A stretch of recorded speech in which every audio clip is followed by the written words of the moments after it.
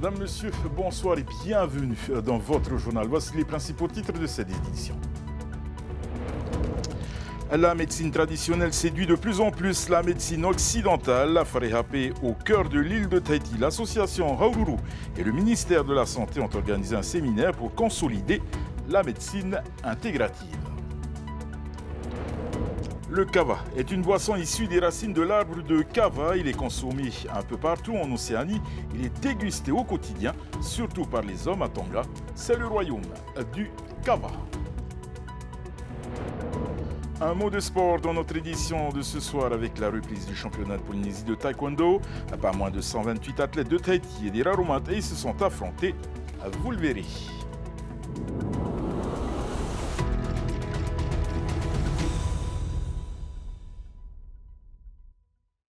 Un séminaire pour discuter de médecine intégrative était organisé à Farehapé ce week-end.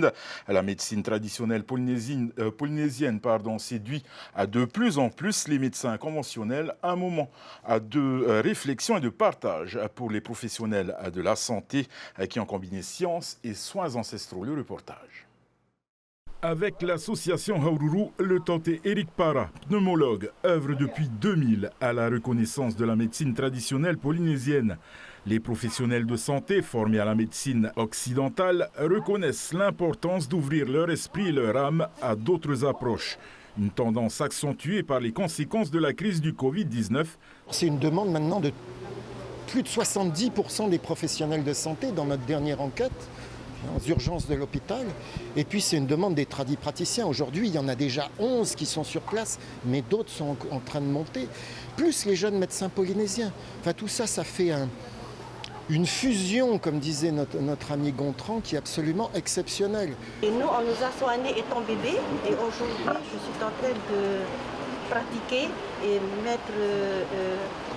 voilà. La préparation des remèdes traditionnels au Ra'auteti tend malheureusement à se perdre. Des ateliers de discussion ont été mis en place pour ce séminaire sur l'alimentation, l'obésité, la mère et l'enfant, les pratiques complémentaires comme l'hypnose ou le reiki, la langue et la culture polynésienne. Je pense que c'est primordial en fait de pouvoir intégrer la culture au sein de nos pratiques de soins. En fait, c'est juste une évidence. Donc d'abord, je rencontre les patients. En fonction des problématiques qui sont exprimées, moi, je vais leur proposer de rencontrer les tradipraticiennes. Parfois, ça peut être en individuel et puis parfois, on peut fonctionner ensemble sur des séances d'hypnose. Et puis, la tradipraticienne ou le tradipraticien va masser, faire son massage énergétique, un taurumi qui va permettre vraiment d'augmenter les sensations hypnotiques et puis le bien-être, bien sûr, du patient. Pour le Dr Para, le succès de la médecine intégrative est une immense source de satisfaction et espère initier un changement profond du système de santé avec le soutien du ministre. On a montré que quand on est malade, on vient avec ce que l'on est, on vient avec sa culture et il est nécessaire d'associer la médecine conventionnelle et la médecine traditionnelle parce que c'est un tout. C'est quelque chose qui doit être uni et c'est ce qui est fait à l'hôpital, c'est ce qui est fait avec les néo-tradipraticiens, c'est ce qui a été fait aujourd'hui avec les membres de l'hôpital, les membres de la santé, les médecins, tout le monde qui travaille ensemble. C'est ce lien-là qu'il faut qu'on crée. On ne doit pas faire deux portes, on doit en faire une qui travaille ensemble.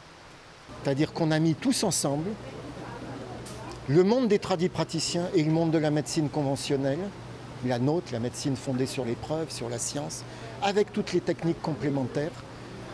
Et on se rend compte, 20 ans après, que ça donne un résultat extraordinaire et que la planète entière s'intéresse à ce que nous faisons. Le savoir ancestral s'insère peu à peu dans le quotidien de l'hôpital, du monde de la santé et au cœur des foyers du Fénois. Un retour aux sources grâce au concept du V'Aora. Le royaume des Tonga, très chrétien, au point de n'admettre aucun loisir le dimanche, a tout de même su maintenir vivant deux traditions des temps anciens, l'art du tapa et la cérémonie du kava. Nos envoyés spéciaux Mike Leral et Tiarinui Pahuiri ont pu se glisser dans la cérémonie du kava organisée par les leaders du Pacifique cette semaine, mais aussi dans une cérémonie communautaire beaucoup plus intime ce dimanche. Regardez ce reportage.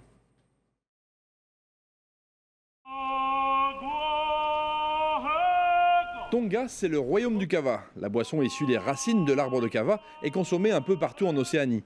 Mais elle est ici dégustée au quotidien, surtout par les hommes, assis en cercle ou en carré. Le prince héritier du royaume est servi en premier. Le maître de cérémonie annonce le prochain invité. Il accepte en frappant une fois dans ses mains, attend qu'on le serve, puis vide la coupe d'un trait. Sauf certains qui préfèrent déléguer. Mieux vaut tout de même éviter de refuser le kava quand il nous est offert. Tous les autres présidents et premiers ministres invités s'acquittent de leur devoir sans hésiter, comme Moïse Brotherson. Le kava est produit par quelques familles tongiennes, il est de plus en plus consommé et pourrait devenir une ressource agricole pour le Pacifique. C'est très bien de constater que le kava offre de nouvelles possibilités d'export à l'international. Et c'est vraiment important que les pays du Pacifique se préparent à cette popularité, à cette consommation dans d'autres pays comme les États-Unis, l'Europe et d'autres. En ce premier dimanche du mois, c'est le Polo Tuahu. Après une journée à l'église, les hommes de la communauté de Phuket se racontent, puis se retrouvent autour d'une grande vasque en bois, remplie à plusieurs reprises. Entre chaque distribution, ils évoquent les problèmes de la communauté, puis ils chantent.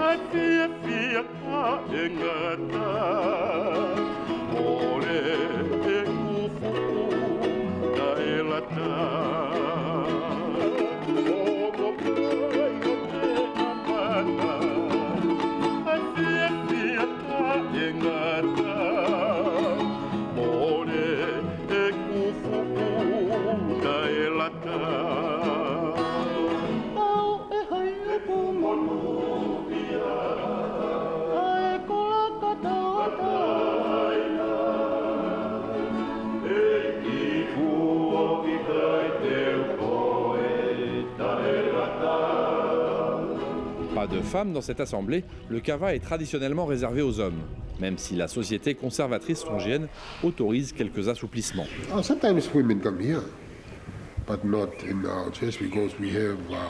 Parfois, les femmes viennent aussi. C'est vrai qu'autrefois, il y avait un tabou. Ce que je veux dire, c'est que les hommes et les femmes doivent se respecter mutuellement. Ils ne doivent pas être ensemble dans le même cercle, mais de nos jours, ça arrive. Et oui, les temps changent. Les frères et sœurs boivent ensemble de nos jours. Les hommes boivent le kava lentement, sur plusieurs heures. Plus de 10 litres en tout de cette boisson qui assoupit et réduit l'anxiété.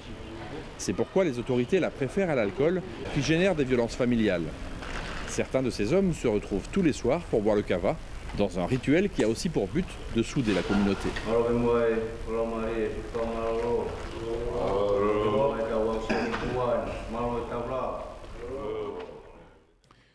La société immobilière calédonienne, la SIC, se trouve dans une situation critique depuis le début de la crise. Au Caillou, on évalue à plus de 25 millions de francs d'impayés par mois. L'aide au logement n'est plus versée et les logements à vacants se multiplient. Elle interpelle les pouvoirs publics sur l'urgence de la situation. Le reportage de nos confrères de Calédonia. La SIC, Société immobilière de Nouvelle-Calédonie, a dressé un constat alarmant ce matin en conférence de presse. Le principal bailleur du pays fait face à une hausse des impayés de la part de ses locataires depuis le 13 mai dernier. Si en 2023, le montant moyen des impayés s'élevait déjà à 270 millions de francs, les projections pour 2024 annoncent plus de 700 millions de francs de manque à gagner. S'ajoute à cela l'aide au logement qui n'est plus versée par le gouvernement, dont dépendent près de 3000 familles. On n'a pas reçu ce que nous devions recevoir en août 2024 et on n'a pas encore de retour officiel sur l'aide au logement pour les prochains mois. Si les pertes enregistrées se confirment et s'aggravent, on court la cessation de paiement à la fin de l'année ou au début de l'année 2025. Ça veut dire aussi la liquidation de la société. Donc bien évidemment, nos emplois sont aussi menacés du fait qu'on ne perçoit pas les loyers. Conséquence, la SIC prévoit d'annuler ou de repousser ses principaux chantiers prévus dans les prochains mois et de rééchelonner ses prêts auprès des banques. On parle déjà pour l'année 2024, qui est celle qui nous concerne tout de suite, de 3 milliards d'économies sur les 6 prochains mois, qui touchent à la fois le report d'investissement qualifié de non essentiel, puisque je rappelle, la priorité pour la SIC aujourd'hui, c'est d'assurer les missions essentielles que sont celles de l'hygiène et de la sécurité. Et c'est aussi les économies liées à nos charges, puisque ça, c'est un pilier qui est à notre main aujourd'hui et qu'il faut nécessairement activer. On l'active parce qu'on espère, et on achète du temps en faisant ça, que dans un futur assez proche, des solutions puissent être trouvées sur les réformes structurelles qu'on appelle tous de nos voeux dans le secteur du logement en Calédonie. Des réformes structurelles qui ne pourront se faire sans un appui politique, a insisté la direction, qui attend maintenant une réponse claire du gouvernement. On attend que les réformes qui doivent être engagées depuis plus de 25 ans soient réalisées tout simplement. Aujourd'hui, l'urgence, elle n'est pas dans comment on doit gouverner les différents outils du logement social, mais c'est plutôt comment on assure un financement pérenne du logement social en Nouvelle-Calédonie. Et les solutions, elles existent sur la création d'un fonds de garantie des impayés et sur un fonds de reconstruction des infrastructures en Calédonie. Pour rappel, la SIC gère au total 11 296 logements où sont hébergées 27 000 personnes, soit un Calédonien sur 10. Ces compositions vous font déjà chanter. Elles vont maintenant vous inciter à pratiquer le tahitien ou l'anglais. À 22 ans, Raoumata Tetouanoui est une artiste accomplie et compte bien œuvrer pour promouvoir sa culture. Avec sa famille, elle a conçu un album de cantine trilingue, un outil pour faciliter l'apprentissage des langues chez les plus petits. Laure Philibert, Valentine Vassel.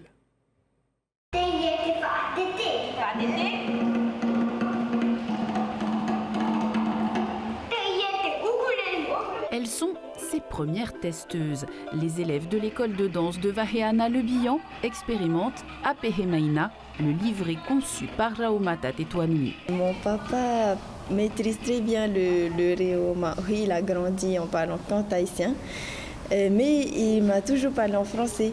Alors c'est en entrant à l'université que j'ai commencé le Réo et que j'ai fréquenté aussi les étudiants en licence Réo, que je me suis dit, il faut s'y mettre, et surtout que je chante en tahitien aussi. Donc vraiment écrire ces cantines, ça a été un bon exercice pour moi. Et pour me mettre plus en confiance avec la langue, c'est comme si je réapprenais à zéro, en même temps justement que les enfants qui auront ces cantines pour eux. Oui.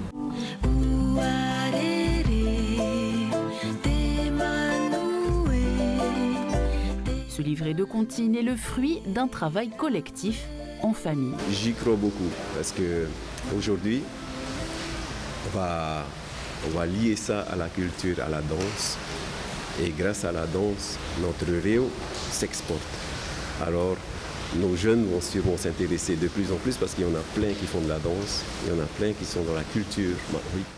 Investie dans la culture, Raoumata Tetouanoui étudie l'anthropologie à l'université. Elle souhaite partager ses savoirs. Apehemaina a déjà trouvé son public. J'offre à la maîtresse de ma fille qui est à Putiaoro. Et voilà, j'espère que ça leur plaira, quoi. À l'intérieur, il y a un QR code qu'on peut scanner avec son téléphone. Ça va vous mener directement à un lien sur YouTube où vous pourrez écouter les cantines en intégralité avec les paroles et les traductions en français et en anglais. Pour en savoir plus sur cet album, l'artiste vous donne rendez-vous sur sa page Facebook. Le 2 septembre prochain, l'entreprise Tioti Tarwa, en partenariat avec la commune d'Outourwa, organisera la première édition de la Journée mondiale du cocotier à Ayatia. Cet événement sera l'occasion de célébrer le cocotier, cet arbre emblématique de nos îles, et de mettre en valeur les nombreux usages de ce trésor naturel. Roni Moufat est allé à la rencontre des organisateurs.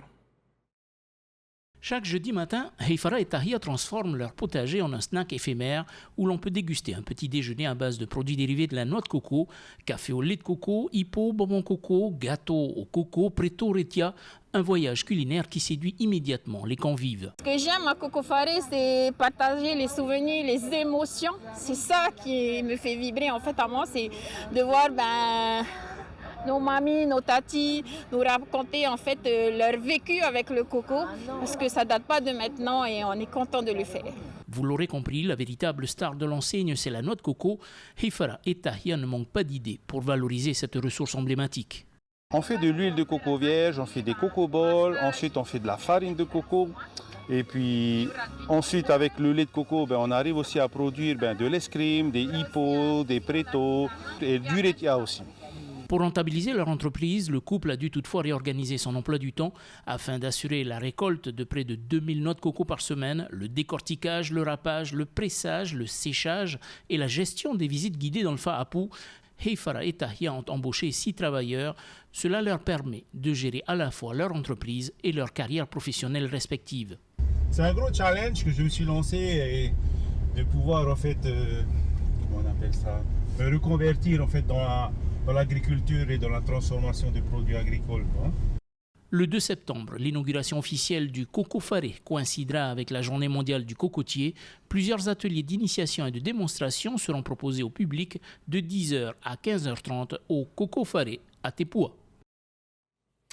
En vacances, au Fénois, des judokas français de haut niveau ont profité de leur séjour pour rendre visite donc aux élèves du Budokan à Deux-Pires. Un échange enrichissant à la fois pour les athlètes étrangers et pour les apprentis judokas qui sont venus les rencontrer. Oriano Tefao était sur place. Romaric et Perrine évoluent tous deux à l'Institut national du sport, de l'expertise et de la performance à Paris. Ils sont médaillés de France en première division. Tous les jours, ils vivent au rythme du haut niveau. Aujourd'hui, ils partagent leur passion avec ces judokas âgés de 6 à 17 ans. Derrière, les enfants sont ravis de recevoir des intervenants comme eux.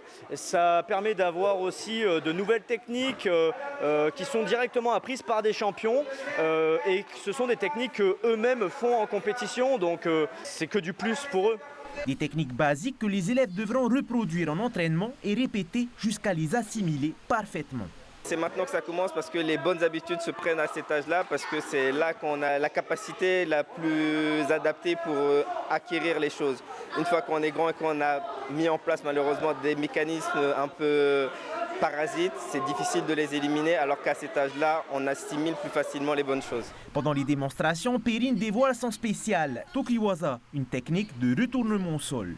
Moi, je suis aussi professeur de judo en métropole à Paris et j'ai l'habitude de le montrer aux enfants. Et ça, c'est un retournement de base. De toute façon, il ne faut pas faire trop compliqué en compétition si on veut essayer de marquer Ippon. Il faut rester dans le facile. Objectif réussi, les élèves s'approprient très vite le mouvement. Après le sol, ils mettent en exécution les techniques debout, Koshigari et Osotogari. D'abord pour Koshigari, l'adversaire doit écarter ses jambes, comme ça. Et après, nous devons faire rentrer le pied droit dedans, il esquive. Et pour Osotogari, on se met là et après on fait. Les apprentis judokas ont terminé la séance par un randori, une phase dédiée au combat, une occasion en or de défier gentiment les champions.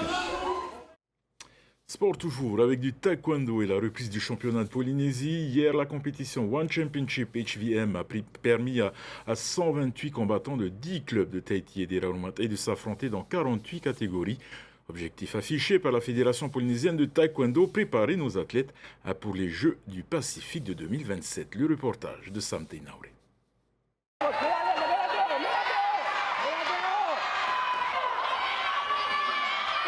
C'est dans un brouhaha que se sont déroulées les finales de la première compétition du calendrier fédéral de taekwondo.